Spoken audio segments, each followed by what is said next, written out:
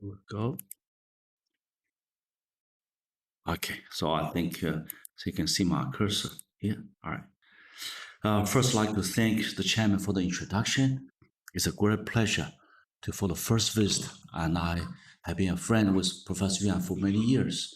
It's such a great pleasure to come to see many students, faculty on this beautiful campus. So it's my great pleasure. Thank you. And today I'd like to use more than an hour to talk to you about what we have done related to energy and a sensor system, what our discovery is. And I also like to tell you what are this discovery going to impact fundamental chemistry, physics, engineering, even commercial product. So give me some time to do that. Right? Let me see if this works or not. Okay, not just that. Okay. So when you talk about triboelectricity, it has been known for 2,600 years. Everybody knows.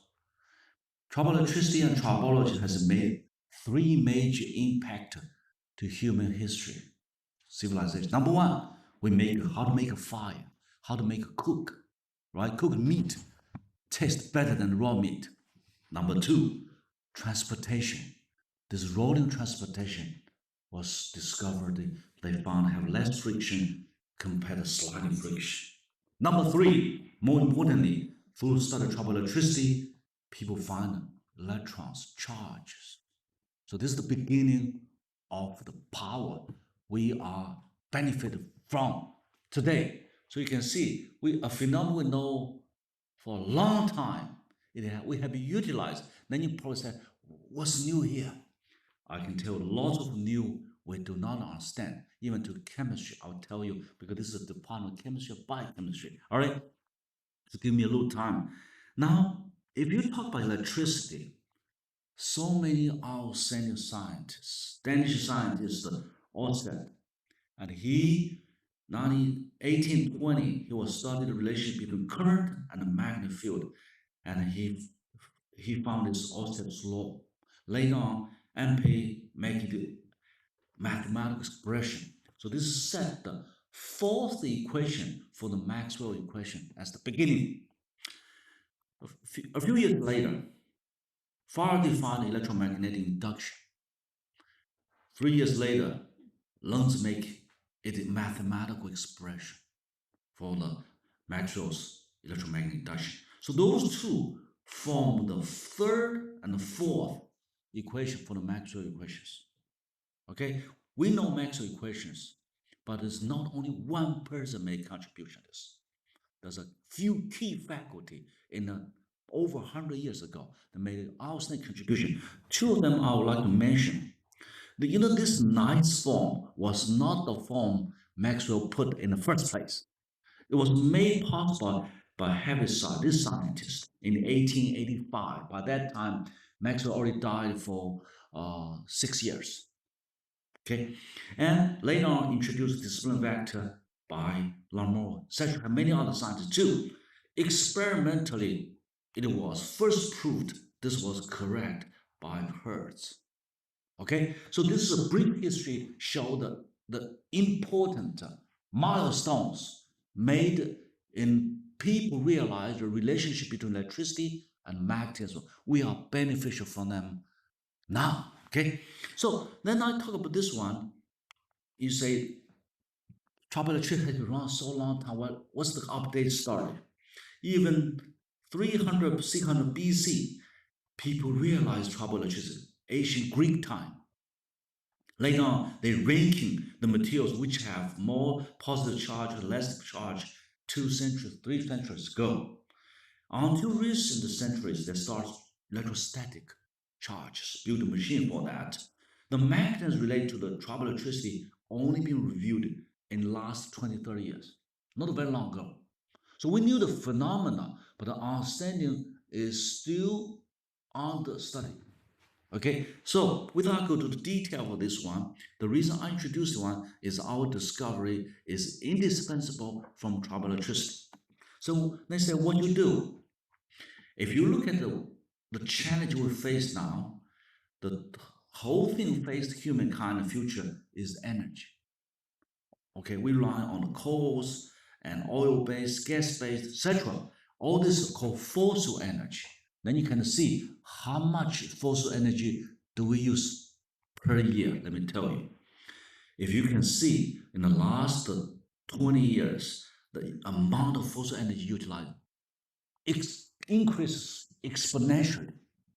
So he said, if this continue like that, how long we can sustain? According to this survey, they find coal for the world is enough for 130 years, oil is 54 years, gas is 49. Not very long. So pretty much say by end of this century, fossil energy will pretty much run out. So not very long, not much time we left. So energy will be a constant challenge, a forever challenge to the sustainability humankind. So from my research last 30 years, what we can do to be able to help the people to use some of the energy in our environment. So that's our research. So today's talk mainly in 6 parts. First one, high entropy energy. You probably never heard what is called high entropy energy. Let's look at today's energy system. We burn coal and oil, we generate electricity, power grid send this to 1,000 homes, so we utilize that. So this is today's power technology we use. Then, according to the first law of thermodynamics, conservation of energy, where the energy go can be dissipated in the environment in the form of heat or mechanical. There's no wonder you feel weather is warmer every year. Of course, globally, how much fossil energy we have burned.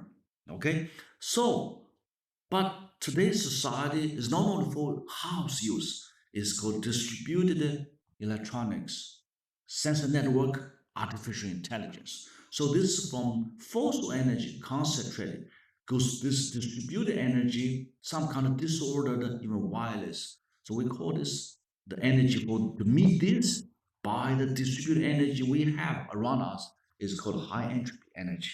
So this was the concept. 20 years ago, we started on small energy harvesting. So my goal has been how do we meet the need of micro devices? So that was started 20 years ago. Today you have a solar energy, wind energy. Put all this together can be called high entropy energy. So high entropy energy is what? It's about the harvesting of widely distributed, low density, low quality energy in nature that is available at any time in anywhere. Can you use this such energy? So we have lots of energy, but it's not in a form we like to have. So how do we convert that into electric power? That's what our dream. So we call this high entropy energy. Okay. They say what you have done to assist us to do this one. Let me show you. This is almost 20 years ago. That time we was grow zinc nanowires. As the chairman mentioned, I was working nanostructures. So that time we grow nanostructures. I use an EFM tip to trick nanostructures because the piezoelectric effect will receive about 5 millivolts output. Because it's so small, 5 millivolts, the current was very small. So output power is picowatt, nanowatt range. So we call nanogenerator. So the name was because it was piezoelectric nanogenerator. There was a reason for it. And this name still today we utilize, but the meaning, the performance is way surpassed what we have 20 years ago. So we call the name is a historical reason. All right. So this was the beginning. We face the continues to increase the output, so we'll be able to utilize for some purposes. By year 2012, we made a major discovery. The major discovery was use Triboelectric effect and electrostatic induction effect to couple together two pieces of polymer with metal foil on top and bottom. We can convert mechanical energy to electric power. And later on, the output is dramatically increased as time goes. So I will show you our work done based on this. You can see this paper was not published in a Nature or Science somewhere. I had a difficulty to publish that first place. and rejected, multiple rejection. Finally, was published in Nano Energy, the journal I founded, the first issue. By today, this paper has been cited more than 5,000 times. It was the first paper in this field. Okay, right? So, or even have 5 modes cover all what we can meet in our daily life. So this is the beginning. Now, then you say this discovery, why is a revolution technology? What you have revolutionized, what you have done. Let me compare. Faraday's electromagnetic inductions, 1831, utilized a metal coil to cut through magnetic flux. You can generate conduction current. This is what we do today. But its output voltage is proportional frequency, output current proportional frequency, so the output is a square of the frequency. So when the square, the frequency is low, the efficiency is very low. That's why you cannot work at a low frequency. Okay, so you have to amplify. In contrast, always triboelectric effect and electrostatic induction effect. And this run at low pace is a high output voltage. You can even you have a low pace, you produce a high voltage. The current is proportional to frequency, so our power is linear to frequency. Both are different in scientific mechanism, different materials choice. This is metal and coil. This is organic materials, polymer materials, and metal foils here. Different materials, different output characteristics, gonna have very different application. So this is a comparison. You say, what's difference? Is fundamental science different? Okay. Now that this is better than this in some case. In which case, if you look at low frequency, you run a low frequency. All the things in our nature is low frequency, low pace. The output of TNG is 10 times of the EMG. If you look at the low amplitude, that means small motion like that, the output of TNG is 3 to 10 times of the EMG. If you look at the conversion efficiency for high entropy energy, you have low input power density. The energy conversion efficiency, this is 3 times of the EMG. So this is just a newborn baby only around us for 10 years or so. Its output in some cases is way much more superior than a technology that has been around for 180 years. So immediately showed us a tremendous thing to offer to us in the near future. So my talk today is focused on the science, technology, and commercial application of this one. Okay. Then you say, well, when I use magnetic EMG, I have magnets and coils. I don't have much choice about materials. But when you use TNG, you can choose a lot of different materials. You can use oxide materials. You can use organic polymer materials. Literally, you name it, you'll be able to have a broad range of choice. For example, if you work for biological system, you can use biodegradable, biocompatible materials. All this can be utilized for this. So the choice of materials is broad. Of course, the application will be broad too. Okay, so this is show you the material choice. Mostly, importantly, the output characteristic is not in to compete one with the other. Is that complements for high amplitude, high frequency use EMG. This for low frequency, low amplitude use TNG. Both have its own working zone of figure merits metrics. So this is difference. And this brings it to offer you something you are unable to do before. Okay, so this is the material choice. Then you say, what's the application? Application is for micro nano energy system, solar power sensors, even for blue energy, and even study fundamental chemistry. Let me start with science first. Okay, fundamental contribution of TNG to chemistry. You say, what does this has to do with chemistry? Let me show you what to do with chemistry. In chemistry, you have a well-known phenomenon, especially chemical engineering. You have electric double layers. You have a solid and liquid. You have in a textbook it shows you have a so-called electric double layer. You have a layer of ion on the solid surfaces, and as a result, the cations and anions distributed in a liquid form a potential drop, which is called electric double layers, which is widely utilized in our many applications for this. But this model is not a complete model. It's only part cover the ion distribution around the surface. It did not include a contribution from electrons. Let me show you a detailed study. Even you read this in the textbook, but it's subject to expansion. Okay, let me show you a little detail on this here. Okay, and our study is use a standard sample for silicon oxide. And we first one heated, so we get rid of the surface charge. So this is a virgin surface, no charge. Then you put a droplet of water on the surface. Then you wait this to dry. After dry, use a chemical probe to measure surface charge. Immediately jump from 0 to minus 800 microcoulomb per meter square. Jump from here to here. That's the charge. If you this remain in the air for room temperature, it can be the charge can be on surface for a very long time. But now, if you heat the substrate to 393 Kelvin, the build-up of charge decay like that. If you heat up 433 Kelvin, it decays like that. 473 Kelvin, it decays like that. It never goes to zero. It's have a residual number minus 180 microcoulomb per meter square. That means what? These are the residual ion on the surface.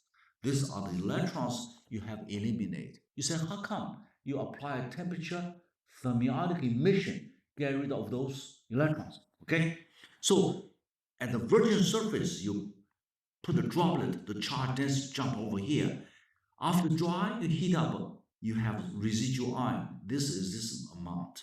Then the one you got rid of are the electrons. Then in the same area, put a second droplet, the charge jumped over here.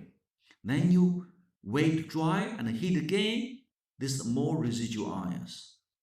Third droplet, fourth droplet. After the fifth droplet, you have pretty much of ions.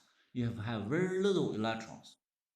That means what? You have to have this cycle, temperature cycle, you be able to reach this. If you don't have this temperature cycle, you have ions and partial electron too.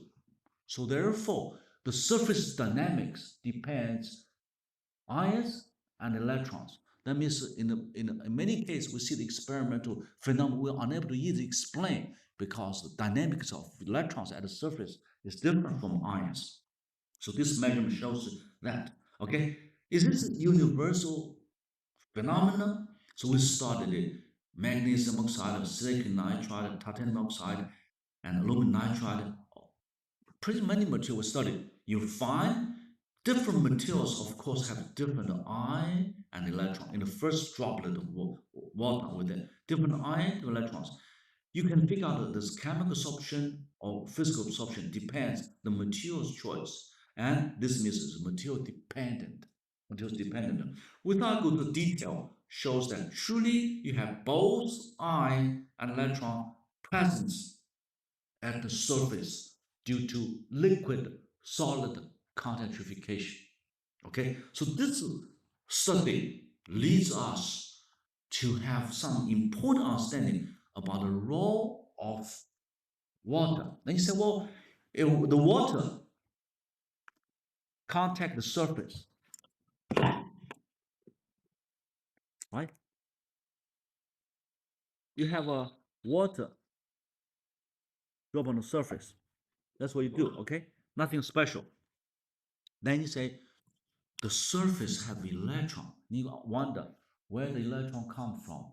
Traditionally believe water cannot give electron. That was our understanding at least a few years ago.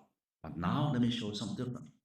There was a beautiful study use time-dissolved ultrafast X-ray laser probe. They find water ion. Water can give you one electron become water ion. The only thing, this paper, you do read this paper, the lifetime this water ion is 200 picosecond, during which the water ion and water molecule combine into hydroxide group and another group. This happened. Okay, this paper shows that our study shows this is true. So therefore, water can become water ion, but it's only a very short time. If your probe cannot catch that, you of course you cannot detect it. So the new technique helps the understanding. So therefore, this does can happen, and this introduces many things in the chemistry.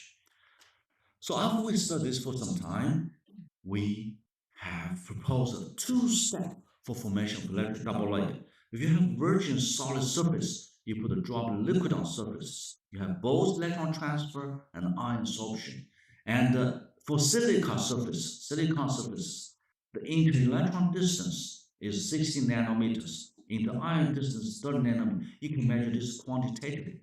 This study has several consequences. Number one, both the electron and the ion contribute to the formation of electric double layer. So we have electrons and ions and form a layer. Because these negative layers attract positive ion towards the surface, you form this electric double layer as what we expected. So this is number one concept. Number two, why do we have to have an EDL here? The we have electric double layers because content electrification at the liquid solid interface. This is the reason you have the EDL. This is an important conclusion, number two. Number three, where the electron come from? From water molecule. So this study shows these three consequences. I'll go slide detail for some of that. Okay, so this is the formation electric double layer. Then, can we study dynamics related to water and the surface charge transfer? So we have an array, this is 433 pixels like this. Each is a TNG. So if you have a drop of water flow down here, the charge is transferred to the surface of PMA, be measured by the TNG at the back. So this 403 is a ray. So you have water flow like that. When you water flow and you have charge exchange between the water and the PMMA, on the back side, this pixel can measure it, and this is the measurement results. You can measure the charge transfer when this water slide down, pixel by pixel.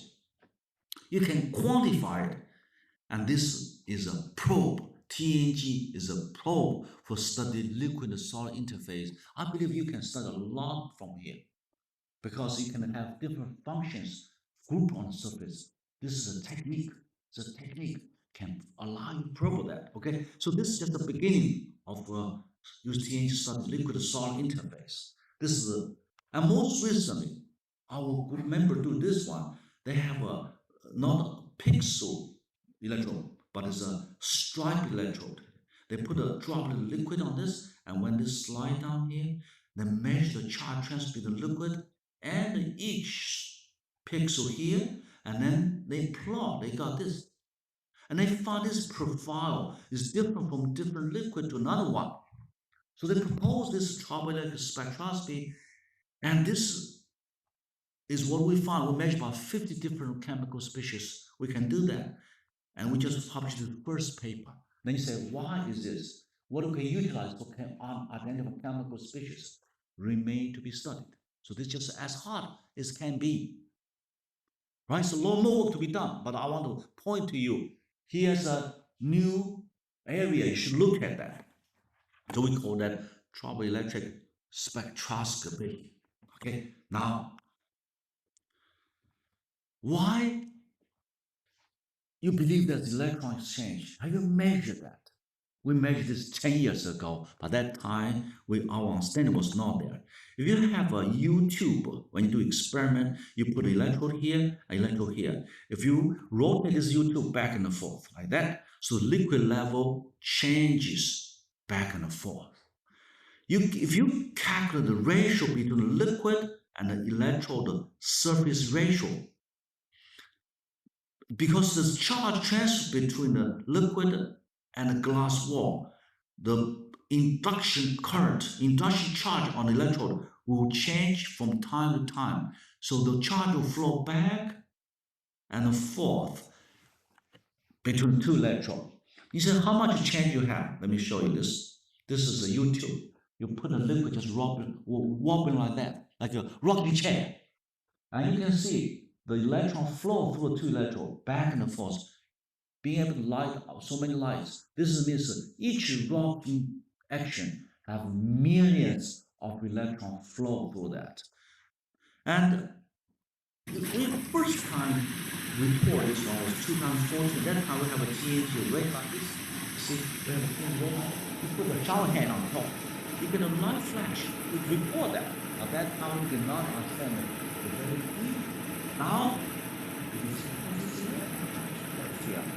So it means what? When you do chemical reaction, you can do still mechanical still. Okay, 1 day, 2 days, 3 days.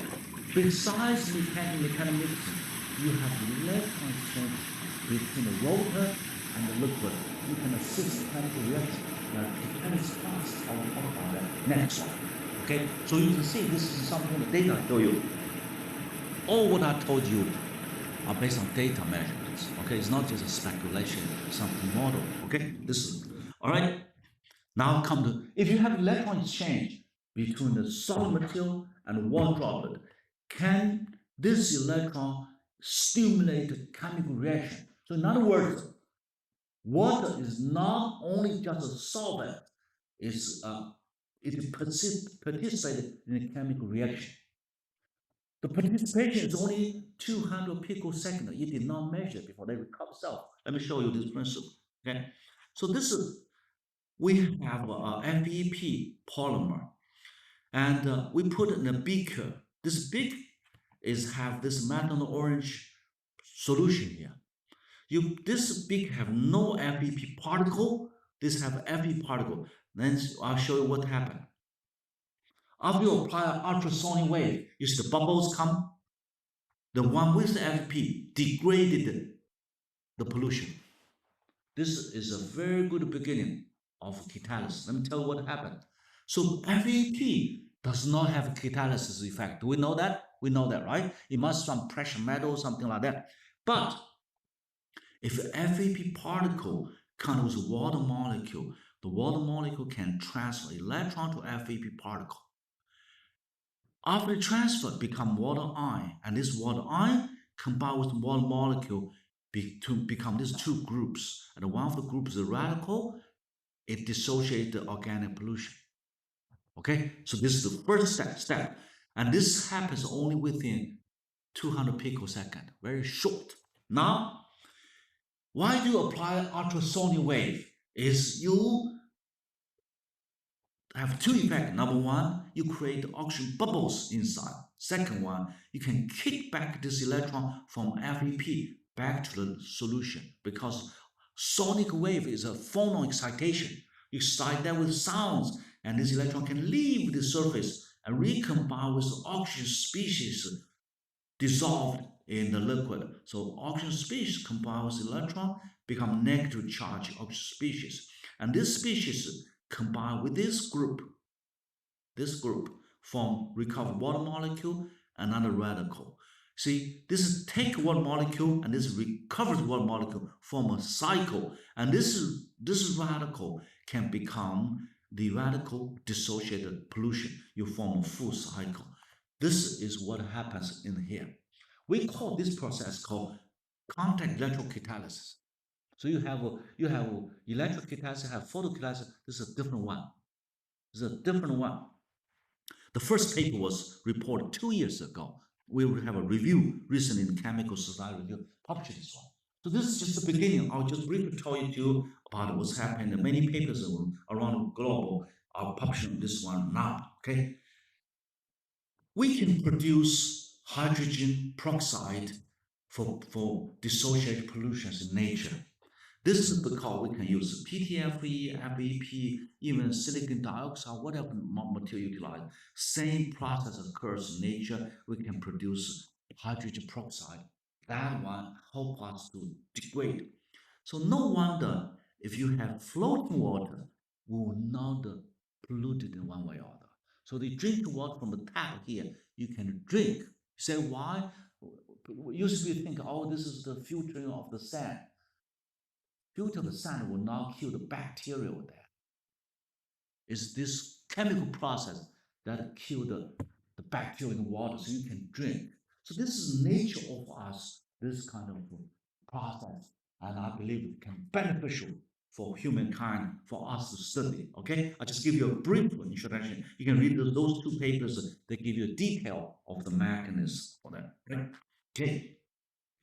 Is the sonic wave the only way to excite that? Answer no. You can apply bone milling. You know, bone milling is very natural. The collision between rocks can make this one. We find bone milling can also excite quantum electric catalysis and produce the species you associate with that. With this paper report our finding. So therefore, you don't have to have a ultrasonic wave. A lot of cases in nature, you do not have sonic wave, but you have the collision or rocks, even that one can decide the phonons at the surfaces. All right. So this floating water can when the floating water it can generate phonons at the liquid solid interface. That can help you too.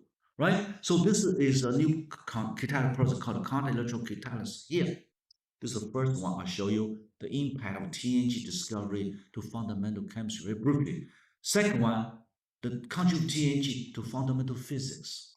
Okay, we know the Triboelectric for 2,600 years, but its understanding remain. When we teach students by electricity, that says a glass tube rub on the surface of fur, glass tube become negative charge, the fur become positive charge. The teacher never tell us why. If you don't believe me, look at the books. They never tell you, okay, here you go, you got it, okay, here it is. But never tell you why. Why is such? This is the nature of contextualization. So when you study this one, then you can find a lot more things. So there's a lack of a general model because this phenomenon occurs for solid and solid, crystalline or with amorphous, amorphous with amorphous, any material, little any material, any phase material. So it's so universal. There's no other effect and more popular than this one. So there's lacking of models. So we need to go back to the atomic and molecular structures in order to propose a general model. 2008, we proposed a model. 2018, sorry. We experiment fine. So you see, why we do have to do a, you rub this, you have to apply force.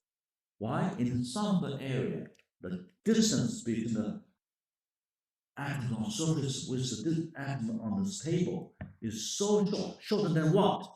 Shorter than the interatomic bonding distance. If you have two atoms form a bonding, this is the equilibrium position, but you have to press it. So this atom moves towards this a little bit in a compressive, so-called repulse region. We measure with the EF bond, you have to be in the repulse region before this two exchange electrons. That means what? It only happens when you have a large overlap of wave function. So wave function here. So we propose a model such is that if you have two elements, they are separated too far. There's no, of course, no exchange charge, whatever. But when you compress one against the other, so the interdistance between two is shorter than the bonding length. In such a case, the barrier between the two is lowered so much the electron can transfer from this side to the other side, can be transfer and transition. This is what we found experimentally. This photon emission, if we observe the experiment, let me show you next one.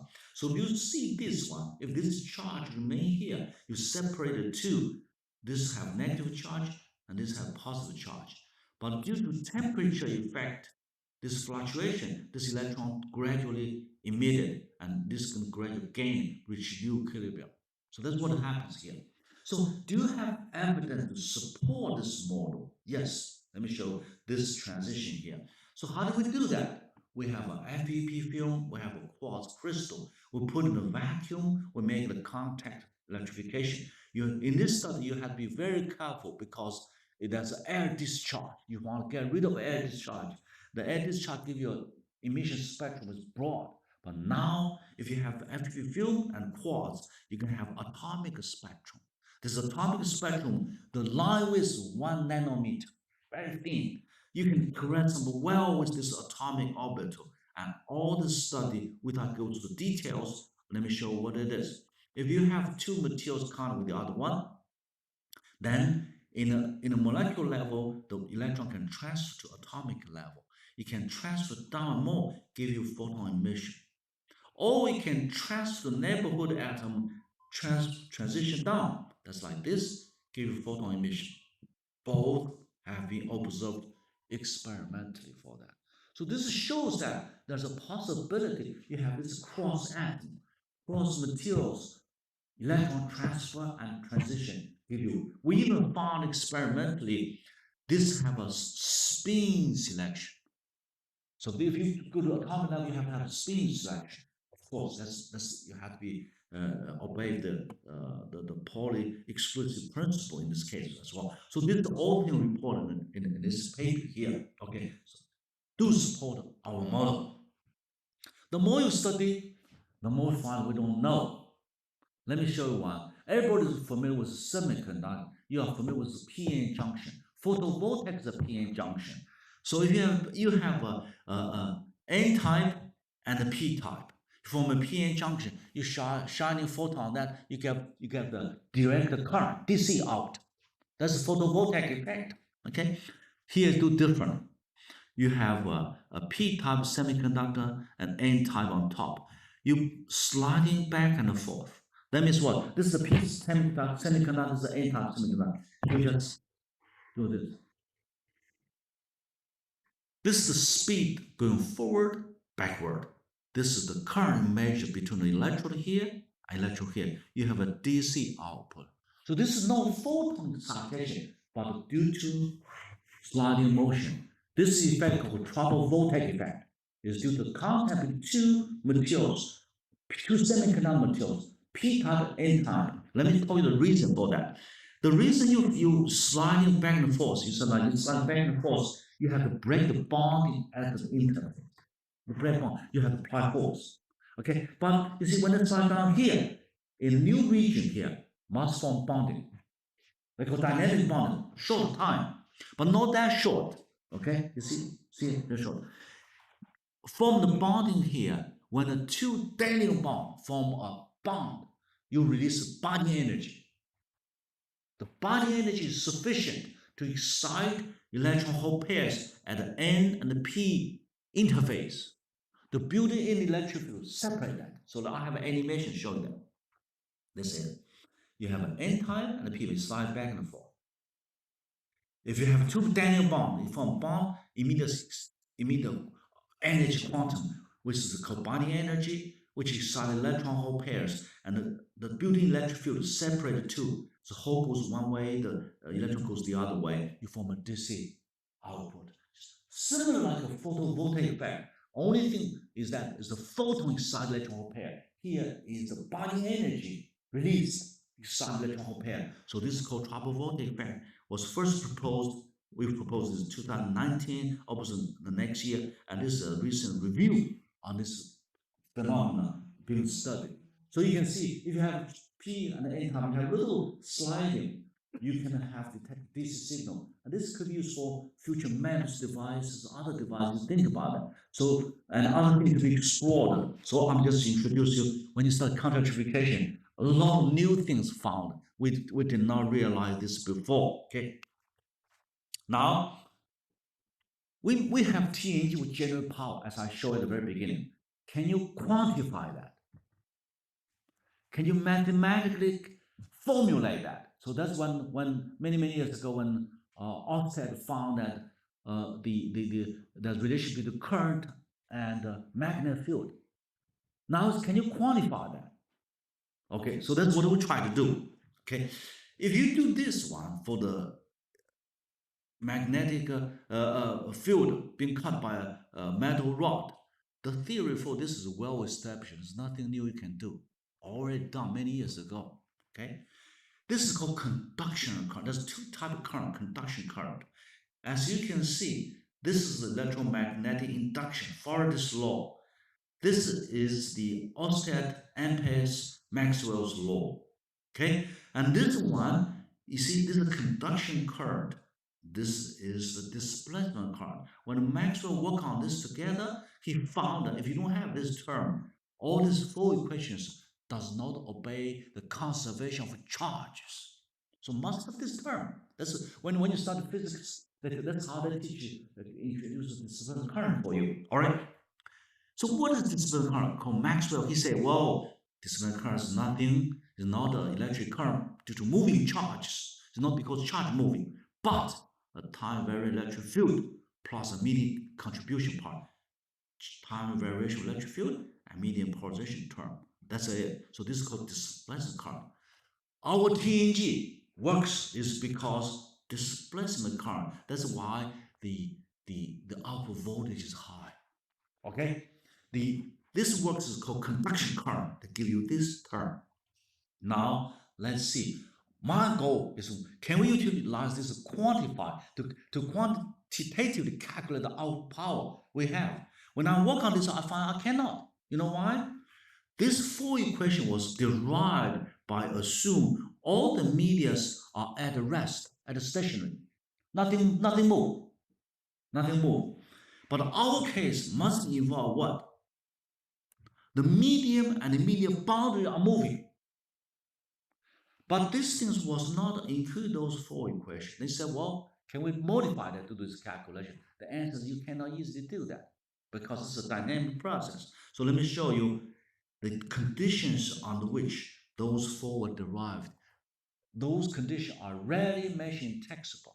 So a lot of students, including myself, at first we didn't realize that. We're just teaching generation by generation for that. Okay, let me show you a little bit about this. So this is the full equation here. Everything starts from experiment. You have data to support that. Okay, can this medium motion, this kind of motion, give you electromagnetic radiation? Can we? Okay, let me show you our measurement. Okay, this is a TNG, and this is a student. He just talking to the TNG. So his sonic wave from his mouth triggered this TNG. It generated a displacement current in space, transformed here to here, being picked up by here. Let me show you the data first. Okay, see if you can see this. See the voice. Okay.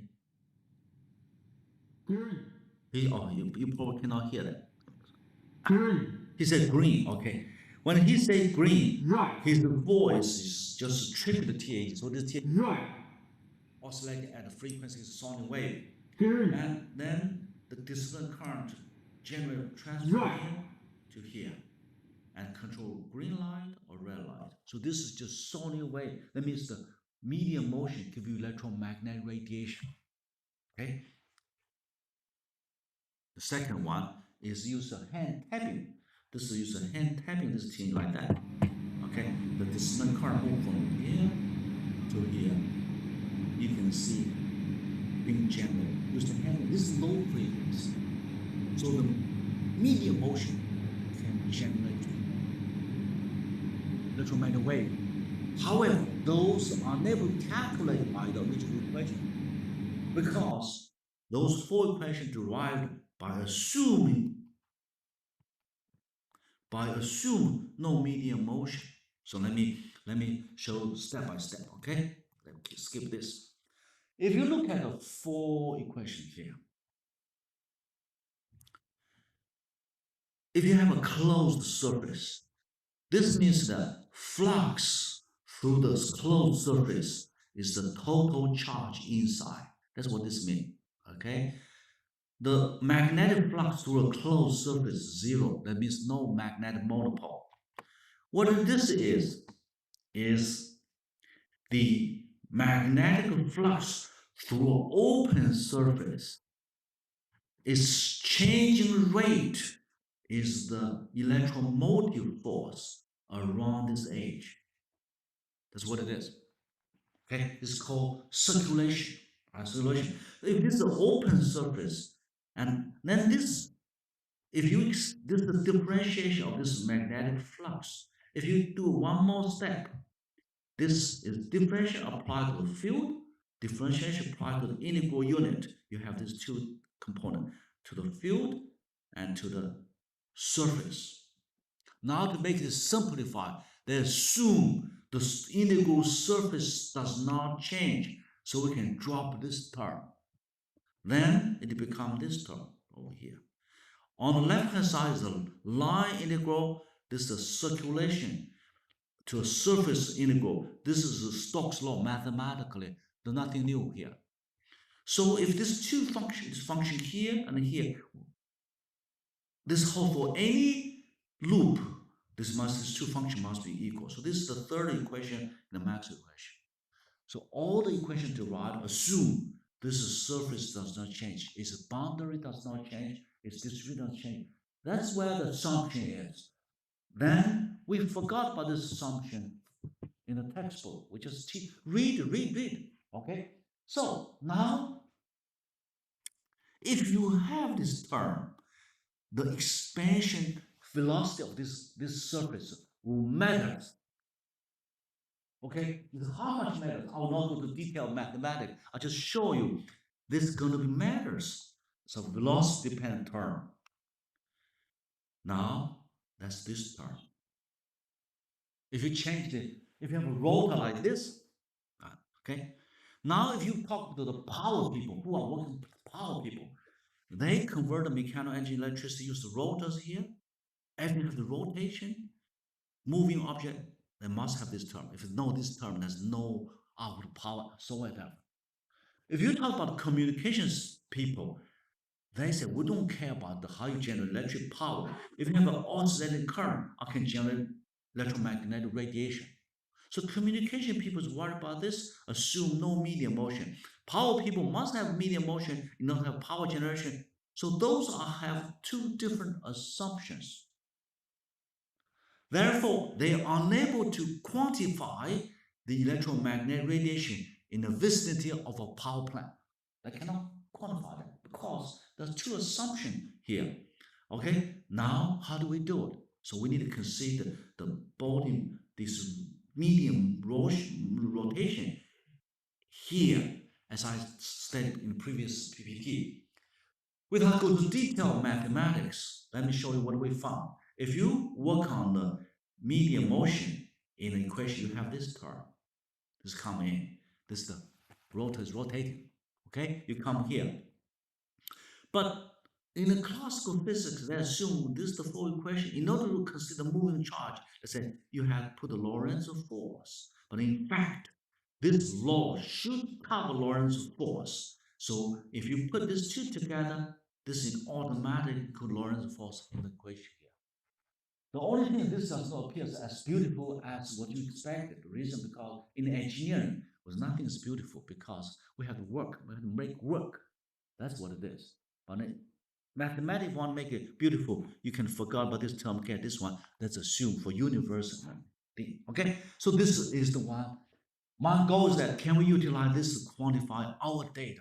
All right. So this is my goal, and I'll show you we utilize four equations to replace the role of these five equations as this in the classical textbook. Okay. So now, if you have a rotation object, if you have the stationary Maxwell equation for electromagnetic emission here, for the whole space here, you have this term here. That means if you have this rotation, you must have, because this term, they give you this one. You have to consider that, right? So I just tell you where it comes from, and you have a good idea. It's not just added on one way or the other. Okay, so a lot of theory, if you go to the detail, find there's, if you put in equations, must have some assumption on the back, right? Must have back. If you don't have assumption, you cannot make a simple term to run mathematically for that. Okay, so this is the electromotor and Maxwell equation. So we can put this all together. To make this simple for you to memorize, let me use an analogy. It's like a person who threw a disc. This disc have a translation velocity and a rotation velocity, right? If you watch the game like this, inside this disk, because the rotation medium, you must have this term in a differential equation inside the disk. But outside this in free space, you have this set of differential equation here. But the solution of this four equation and the solution of this set of equation inside the disk, two set of equation meets at the boundary, at the surface. So therefore, the rotation of this disk through this term will affect the field distribution outside. So if you do numeric calculate, you'll be able to do that. So this shows that if you do this more detailed, you find a truly moving object can affect the electromagnetic field for here. Without further one, if we use this equation to calculate the TENG output, will become more realistic. This is 9 TNG, 1, 2, 3, 4, 9. The inter-TNG distance and the side length width have a ratio. And if we use our theory to calculate, we find it was the maximum. If you're too close, they're not good enough. Too spicy, not good enough. They have an optimum, and experiment find there's agreement one way or the other. So therefore, we begin to make our data more quantitative, more approach. We can predict and calculate that. So that's the purpose. We work on those theory, enable to quantify the output, improve the output, of course, optimization of the output. So this just show you this sort of TNG has many impact. This is good enough. Because I don't want to talk too much about the theory, other students will feel very boring about these things. Okay. Now show you the impact of TNG to current technology. What technology can impact to many things. If you work on robotics, if you can look at rotation side TNG, through organic materials, you can design self-powered sensors for control, for angle measurement. You can reach a sensitivity of nano radian, nano 10 to the minus 9 radians, because the output will signal is so large. This is for robotics. You can work for robotics for the sense application, right? So this is one I like to. Second one, and if you put several sensors on here, you can do a voice recognition. Let me show you. And this person talk, and because his voice, those sensors. Open Sesame. Okay. So this sensors put on his face here and sense the Open Sesame. voice. Now, if he does not have a voice, but have just a jaw motion, muscle motion, what happens? And this can identify his muscle motion as well. This will show you. So we use this one a lot for machine interface and as well. So this is motion detection. Nice to meet you. Right. Okay. So this is one. Right. So for you can detect the motion, very tiny motion here. Okay. Fabric. I was traveling in Sweden. They have a lot of cellular materials. Here you have same thing. Cellular material based fiber material is the ideal material for triboelectricity. We make this one, and you make a carpenter to be as a sensor array when you put on the floor here. So this is another field you can look into for textile fiber people, right? For fiber people, they will look at this 3D woven TNG as well. You can also put this in on the floor. A person walking through, you can detect a signal, the trajectory when they move in. You don't need to apply power to this carpet here. You only just walk through that give you the signal. And this means what? And for healthcare, for elderly people care, for security, you can utilize this as a supplement to that too. Just walk through, there's a signal being detected, right? And without good detail for that, you can imagine a lot more in your daily life. Anywhere, any time you go, you have this effect. If you play ping pong ball, any sports, you can identify a valid ball or invalid ball, because sometimes use this trigger sensor here, you can measure the signal immediately. If you don't know triggering, there's no signal. If you trigger it, there's a signal. Immediate measure for that. And this signal is a volts, so easy to be measured. So we utilize such. We developed many things on for smart spots. Okay, and also for power lines, you could this 100 miles so high, so long, in remote area, the operation of infrastructure rate of vibration of this cable. So measure temperature, vibration of the cable as well as tension, sometimes the tension. The third one also ice buildup is good for the safety of a power line. You'll be able to do that through this just the power line that we have a little gadget you hang out there that measure for that. Okay, so this is for power line security. Even work this for infrastructure, bridges and everything. You'll be able to do that. There are too many applications. I am unable to cover everything to you, and because we recently finished editing this set of books called Handbook of Triboelectric Nanogenerator, 2,000 pages. You can see from 2012, one paper turn out today is a 2,000-page book for you to look at. So I am able to cover whole thing that is for medical, security, human-machine interfacing, wearable electronics, you name it. Anything you can talk about that. One word, as long as the motion, you can either serve as a power source or have a sensor. Anywhere, if you so as a human, this is a common characteristic of our motion here. So this is the without go further one.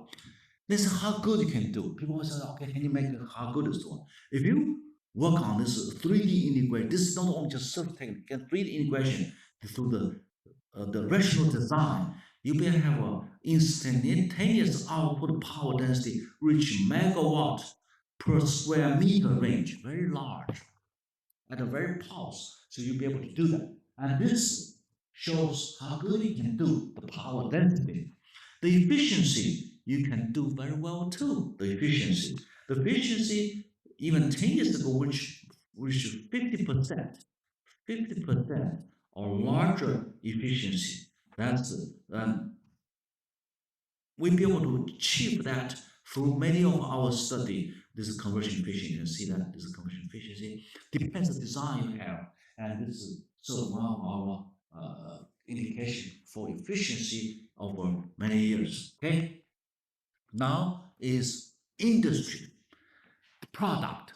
So let's. I talked to Professor Yue yesterday. He asked me how many company you are, how many company you gonna run that.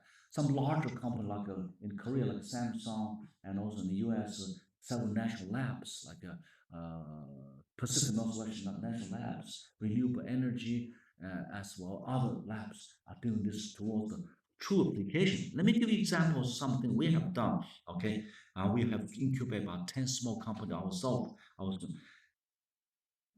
Mainly on medical, health, environment, solar power security, and micro energy and blue energy. Okay, let me give you examples.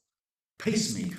We work on 11 years. Use the breathing of an animal. Such a small device, the breathing can harvest energy sufficient to power this pacemaker. This took us 11 years to do that. Okay, so we want to make a pacemaker so powered. This can open door for implantable medical devices with a benefit to humankind over large. Okay, even this can be used for brain stimulation right now, for brain disease treatment. This is the beginning. Okay, we started this was 2009. This is the result we got 2019. We got a lot more recently. The next generation pacemakers, no cable, is this inside the heart. They have this little device, which is very little tiny, which is about 2.5 centimeter long. The diameter is 0.5 centimeter or even smaller, very little tube. And it wants its lifetime to be 30 years or longer. 30 years longer. One of the key challenges is the power. Does no battery be able to run that long? So we need to build in a limited space for power harvesting using the dynamics of the heart. So this is the next generation pacemaker. We try to make self-powered for that. Okay. We also make this Chinese medication. Is a medication we try to apply for detect pulse. You know, there's a pulse they can detect for that. Through the pulse, you can analyze the fluid dynamics, can predict a lot of things associated with your health. This one we try to build a platform for people to use. The other one is human-machine interface. This is we build a keyboard. On each key we have a TENG. So you strike the key. The key can give you the voltage is the amplitude you strike this key. the current gives you the speed at which you strike the key. So all this data are recorded. So you have this 8 fingers typing can analyze the dynamics of your typing. So not only you have to input the password correctly, but also the way you copy password has to be correct. They say, well, if I do a little bit of other things, I may not type the correct one. The machine study you because they build this, they try to understand your characteristic view. So you have some deviation, you find. So we do the training. You type this your password 50 times. Any way you type, they recognize. So this is called machine learning for that. Okay, water meter. Every family has the measure of how much water use, how much water flow, the pH value. So we use the water flow to generate TENG water meter. Measure the water flow rate, pressure, speed, volume, as well as pH, even impossible chemical pollution. So everything in the package, and this now can send a signal wireless to the cloud. You can build this as an app. So this is the thing we are monitoring what gas and oil pipe over large. So you have a city, each have this one, you'll be able to you can do a lot of emergency measurements. You can also do the decision making. So it's not only just know how much you pay for your water. That's just very basic. But if you want emergency something happen, you'll be able to do that. Vibration. Vibration is the key thing for infrastructure like bridges, old houses, some civil structures, anything. You have the vibration detector, even transportation, rail tracks. You need to detect that because if some screw loose, you don't know. And I was to go to travel in the Luleå University. They have a big center called Triboelectric, and one is called is the bearing, and they have machine that have bearing. The bearing, if some loose or some other ball inside broke, they need to know that. So use this technology that can measure the vibration from the bearing. You can know that something happened inside. So for safety measure. So you can see in industry, a lot of needed to be utilized for vibration detections. You can use the energy comes from vibration for detection any kind of abnormality with the vibration. All right, air filtering. We use the triboelectric effect for air filtering, so we produce the filter, no ozone emission, no waste materials, as well no pollution as well. So this is the one, and we use the triboelectric air filter, even now sold in market for subways, hotels, etc. Okay, so all these things is open one, TENG open law. The company called NER TENG, that's what the name, right? Okay.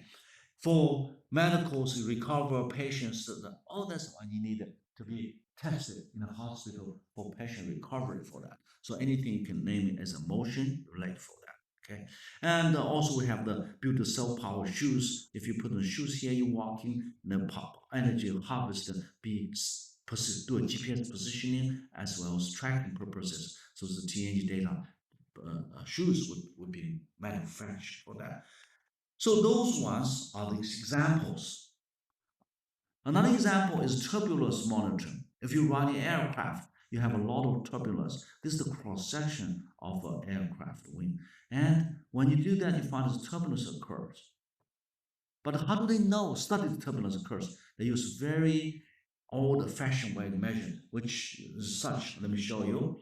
In order to see the turbulence here, they put a little strings on here. They're going to see how these things flow. So you can see this is not accurate, not scientific, not digital at all. How do you can ask the turbulence? So we put our TNG on the surface wing. We use the concentrification effect to identify the amplitude, the speed at which the turbulence occurs. And this is the first generation. We have made a third generation already, which is from a small company to manufacture this one. And now it's much better than this first generation here. Okay, so this is just for flight safety. If you have a large environment like here, monitoring the gas emission, carbon monoxide distributions, just gas analysis. You can place over there, use the breeze wind, generate electricity to build a solar power sensors, so all the signal can send to the cloud, right? So this is the solar power sensors. We have many challenges, but of course, people always ask me, is you can make this lot longer. Per your need, we can make it much longer, and we can use different switch mode operations, because this sliding, we don't have to do this all in every cycle. Because when the charge goes on, this remain there for hours. So we do a little bit of spring design. After 10 cycles, it's lift up a little bit. So you can free rotation without wearing, but still working as a TNG for that. So many modes we can do that. I even use lubrication oil. You can put lubrication oil right here. And we find in many cases did not degrade the performance, but in contrast, it's improved the performance. So improve materials resistance, wearing, etc. All this together, we can make a lifetime change much better. Lastly, how can you contribute to the human sustainability over large? Is it possible? Okay. There is a report from the European Council of Science and China Council of Science. They found the ocean energy substitution for fossil energy. Ocean energy substitution for fossil energy could be the future one. But this is a too challenging a task. Too challenging task. Now, how do you do that? Well, say ocean have a lot of energy, but vast, complicated, expensive. How can we do that? So this is a example of high entropy energy. Energy is there. It's just not in the form you need. Okay. So can we do that? So 2014. Let me just the energy we have different one, tidal energy, wave energy, but now current technology utilize still electromagnetic generator because they don't have other effective magnets to do that. So the invention of our TNG provide an ideal choice for harvesting wave energy in ocean, because the way we talk about this one is not big wave, we don't have big wave, just normal like wave here. Okay, you see here. Okay, how we do that? So 2014, I wrote an article say if you have a shell core inside the shell, this rolling back and forth, rolling back and forth, you'll be able to have to generate electricity. If each unit can generate, we make a networking, like a networking, 3D networking. We can integrate all this output together. This could be an approach. One layer is not enough. One layer is not. We can make 2, 3, multiple layers below. So we call this called blue energy. So that was just a proposal. Now let me show you from this idea how far we moved forward. The traditional technology cannot do it is because the voltage depends on the frequency. So when the frequency is low, the output voltage is so low, unable to output anything. And we can do it because we use organic materials, we can float on the surface. Because this one is always sink in the bottom. You cannot float on the surface, it's too heavy, the density is too large. Now, if you have this is the operation frequency, this is the output of TNG from this, and this is the output of EMG. This is many times better than EMG in low frequency. So therefore, this is a zone in which the performance TNG can much more far superior than EMG. So we try to do that. We find this is 16 balls rolling back and forth. You can find that it works. You can do that. All right. So this is the beginning. We try to do that. This is we show this possibility 2016. Now, if you have a rotation disk, you have a pendulum drive here. If you have 10 layers integrated together, and this is what you get, right? So therefore you have like this. You have a slow motion, you have a fast motion. This is such an output that you are unable to do that from electromagnetic generator because the pace at which you cut the magnetic flux is not enough. Okay, so therefore this is the zone. This is some kind of scenario in which we can apply our technology. Right? I'll show you a video like that. So this 3D integration, one unit is not enough. One solar panel is not enough to solve the power unit. But if you have many panels, you can do that. So if you put a ball inside ball, put it here, we could do that, right? So therefore, look at this one. We have at least we have a approach able to half energy over large. Okay, so ball inside, ball for that. How much efficiency can achieve if you design the structure correctly? The total, if you hit this pendulum, the energy conversion efficiency, total energy conversion can reach 28%, even higher. And so we have a structure design and also surface design. So you treat this once, it can oscillate many times, many seconds before it stops. So all total energy conversion from all the cycles integrated together can reach 28%. Remember, you are harvesting low quality energy. You don't expect you have high efficiency. That's what you have. Okay, you don't expect that because it's not like a power plant. You generate burn coil, can you have a large power because this is what you have. It's a low power density, large volume. Okay, let me show a real example. A year ago, we manufactured this module. So you can, this is a module. We call nanogenerator, but when you make a integrate together, it's not a small thing anymore. It's many component inside. So we make this module. We put on this light tower here, okay, light tower here. In the ocean here is floating. It's floating like that. And a year later, after they can charge the battery for this lighthouse naturally. So we took it back and we measured lab just a month ago. It works well. It's still working after surface in the air for surface in the ocean for a year. So you can see when the wave coming, right? This is the wave we talk about. You can see the wave, right? This means the future. So while people maybe say how much you can generate per cubic meter water, we can generate 80 watt of power, peak power. On average, 13 watt. This is more than twice of electromagnetic generator. More than that. Okay, so this is the beginning. Show the possibility, and even make a seaweeds. Seaweeds, you'll be able to generate from seaweeds like that. Most people have such technology. Ocean waves can be powerful, containing enough energy to push around sand, pebbles, and even boulders during storms. These waves could be tapped as a source of renewable energy because wind and solar power aren't suitable for underwater applications. Wave energy could someday power floating buoys, lighthouses to help ships navigate, or underwater power stations. Now, researchers reporting in ACS Nano have developed flexible power generators that mimic the way seaweed sways. These generators can efficiently convert surface and underwater waves into electricity to power marine-based devices, such as the blinking LED lights at the top of this buoy. So what's the future choice? We have solar, we have wind, we have TNG blue energy. If we do well, the output of TNG may not be lower than solar and wind. But the future is that if you have wind, you have solar, you have blue, you have a hybrid system integrate together. You can use whatever you can, wherever you can, and you'll be able to have a total solution for the energy. A single one may not solve the energy we need, but you put them together. So this is called hybrid energy approach. We hopefully in the future we can be able to do that, and we work on it right now. We should have full confidence with the future. And when we first invented this one, people always ask me, how much the cost?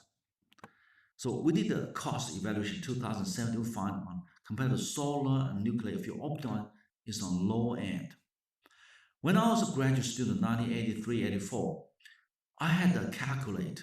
That time, solar panel was the only thing I can remember that time that can power. That time, do you believe this is going to be a major power for the future? There's no way. When I thought this is a little calculator, we can afford it, right? Now, they can do this. And cost reduced dramatically. When you use MOCVD, make LED lighting, so expensive. $2 million machine make a little wafer like that. How many LED light can make from that, right?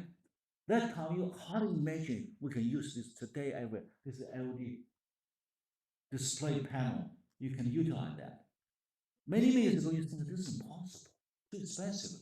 I remember the early day when you used the LED for lighting was just Christmas tree. That was about it. Today, well, today's lighting bubbles use that. Oh wow. So be positive.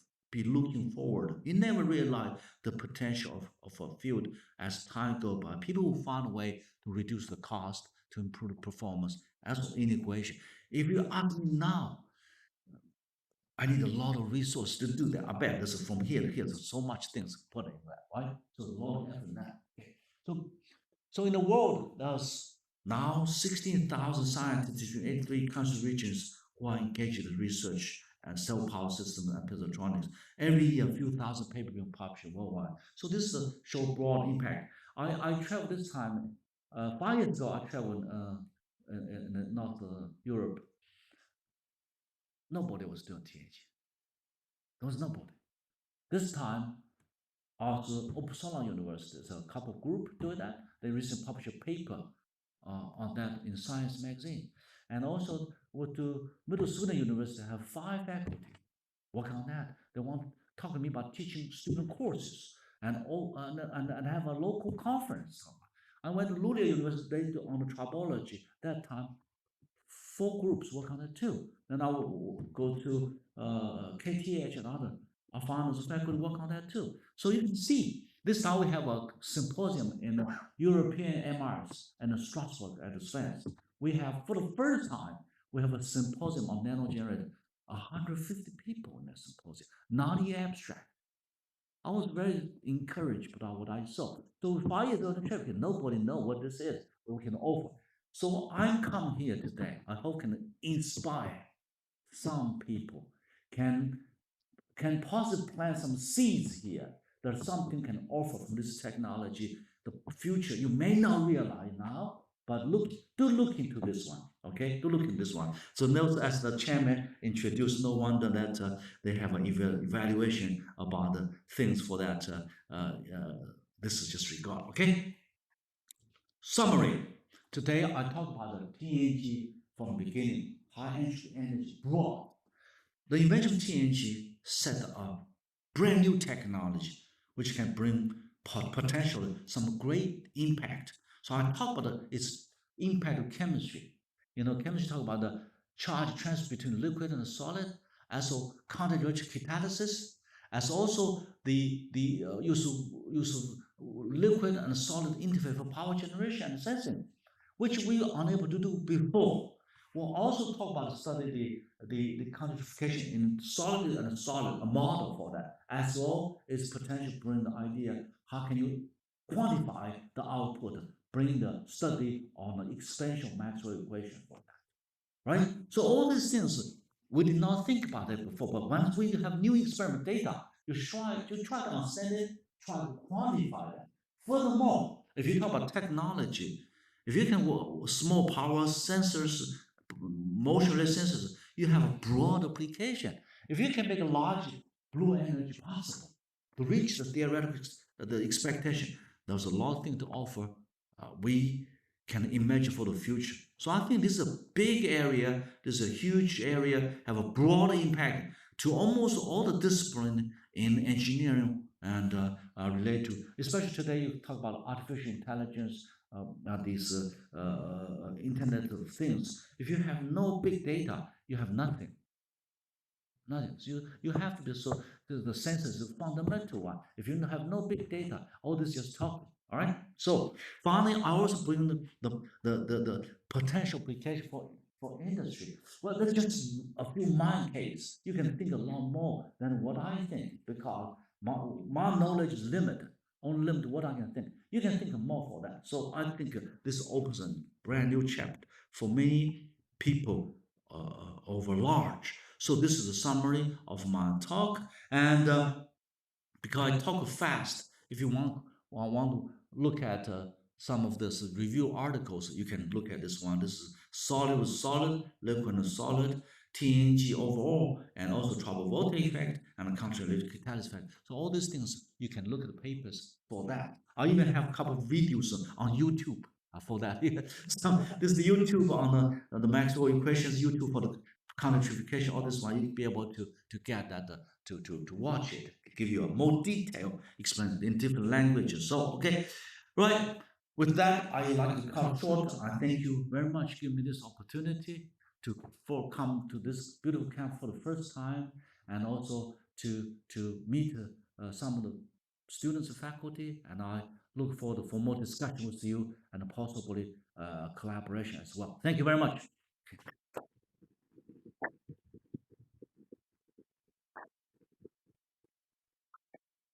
Thank you very much for a very impressive talk. We now have some time for some questions. So, yes, Jin? Maybe. Simple question. So you for your triboelectric nanogenerator, you test many different types of materials. So far, which materials?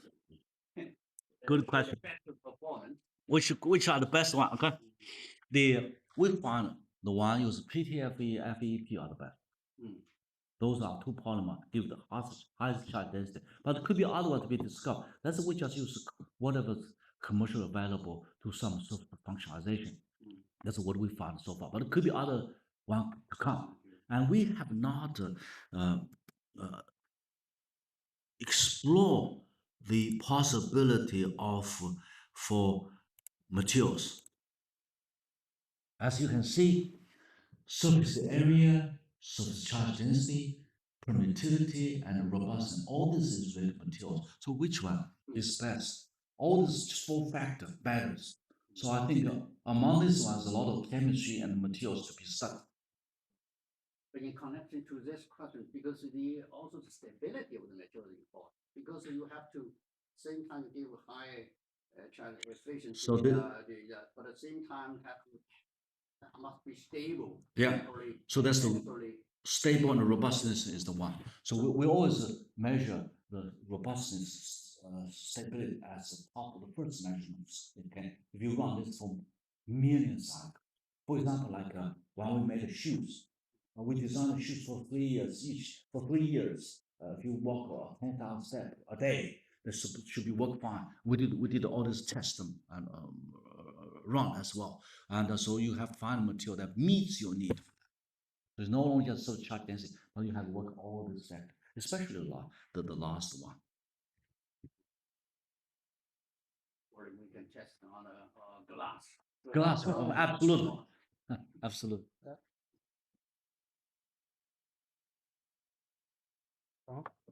Okay, maybe I can use the microphone. Thank you very much, Prof. Wang, for this tons of knowledge that you've shown us.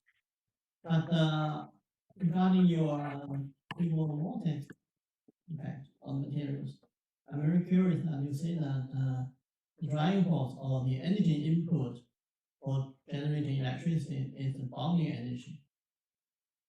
I'm curious that then it's limited to materials, structure of the material, right?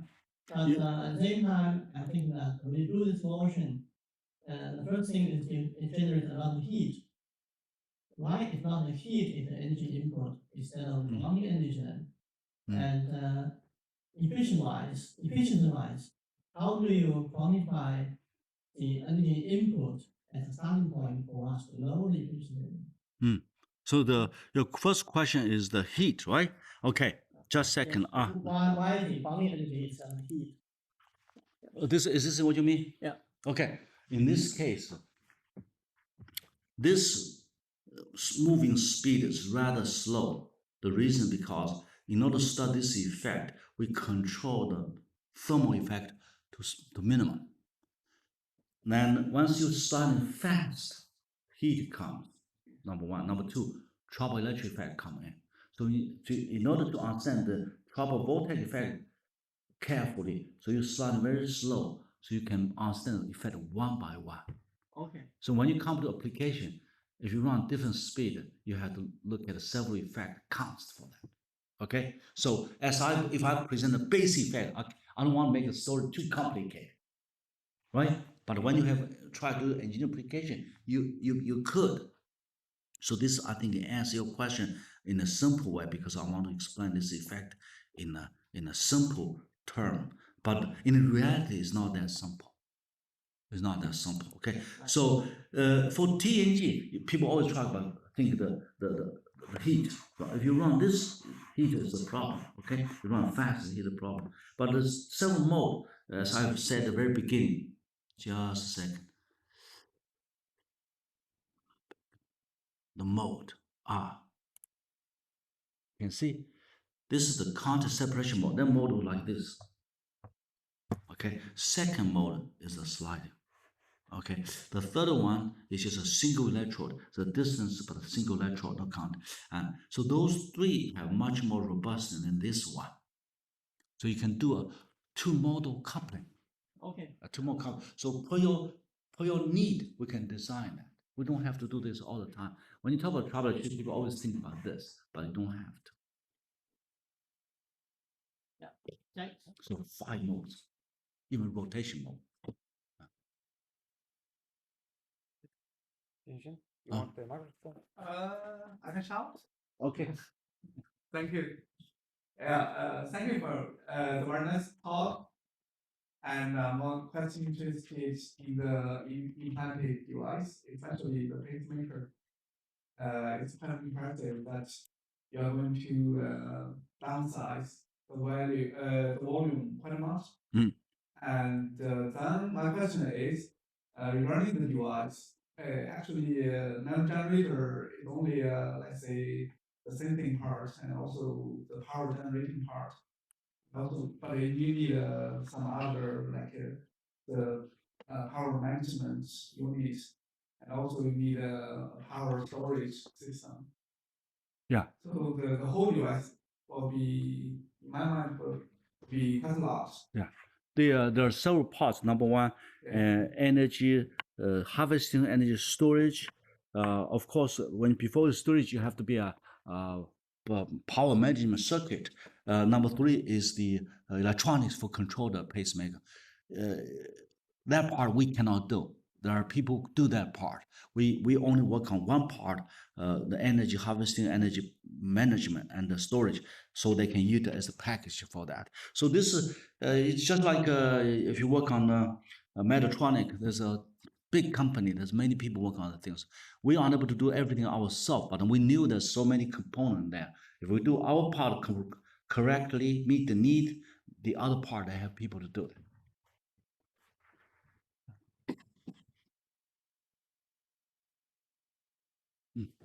Should be fine. Thank you very much. Talking about the power management of triboelectric devices, I think since they have generally low current generation compared to high voltage, it's make it very difficult and challenging, and also and the efficiency of the power converter is not going to be high.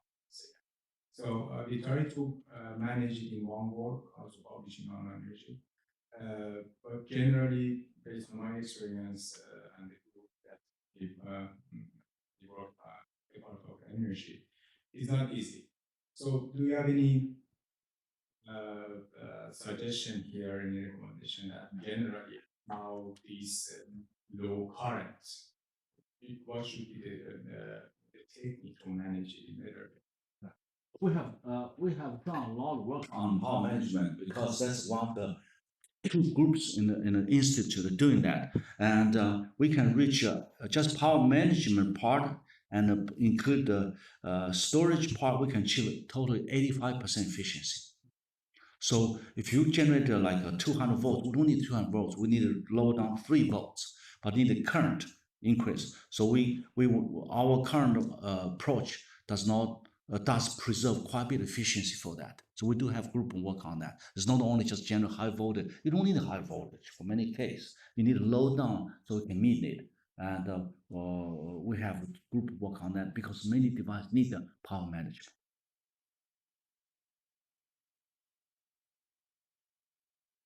So our goal is 90%. Yeah. Any more questions? Chance? If there's no more questions, then please help me thank Professor Wang for a fantastic talk. Thank you very much. Okay. Thank you. Thank you. Very good.